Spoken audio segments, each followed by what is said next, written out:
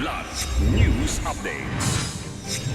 Mga balita ngayon: captured, confiscated, surrendered, deposited, abandoned at forfeited loose firearms sa Tawi-Tawi. Bahagi ng pinaigting na kampanya laban sa karahasan. Kalagayan ng pambansang seguridad iniulat ni AFP Chief of Staff Bronner kay Pangulong Ferdinand Marcos Jr. Huling command conference ni Bronner bago magretiro sa July 20. Archipelagic Coastal Defense Preparedness Exercise, sumusubok sa militar. Ako po si Cesar Soriano para ihatid ang mga nangungunang balita sa buong kapuluan. Ngayon, Ipinresenta ng Tawi-Tawi Police Provincial Office ang mga CCSDAF o captured, confiscated, surrendered, deposited, abandoned at forfeited loose firearms sa pagbisita ni Police Brigadier General Christopher Abesha, Regional Director ng Police Regional Office, Bangsamoro Autonomous Region o PROBAR, sa Camp Alejandro Suarez sa Bonggao, Tawi-Tawi noong July 3. Ipinakita sa Regional Director ang mga baril na narecover sa iba't ibang operasyon bilang bahagi ng pinaigting na kampanya laban sa paglaganap ng iligal na armas sa lalawigan. Kasabay nito ang command visit at talk to men at kanyang binigyang diin ang kahalagahan ng disiplina, profesionalismo, paggalang at kortesiya sa hanay ng pulisya.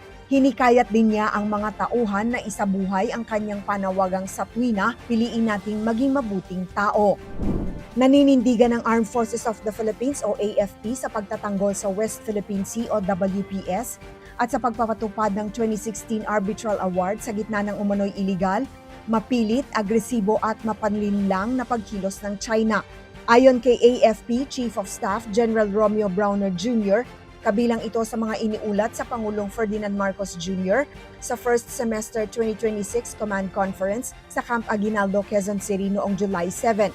Bilang paggunita sa ikasampung anibersaryo ng arbitral ruling noong July 6, sabay-sabay na nagdaos ng flag raising ceremony ang mga unit ng AFP sa buong bansa, kabilang ang mga puwersang nakatalaga sa mga border at Sentinel Islands, bilang pagpapatibay ng kanilang paninindigan sa pagtatanggol sa soberanya at maritime domain ng Pilipinas. Nauna ring bumuo ang halos 80 bangkang pangisda na may sakay na humigit kumulang 250 na mga mangingisda sa Subic, Zambales, ng higanting bandila ng Pilipinas at mensaheng WPS, atin ito bilang suporta sa karapatan ng bansa sa West Philippine Sea.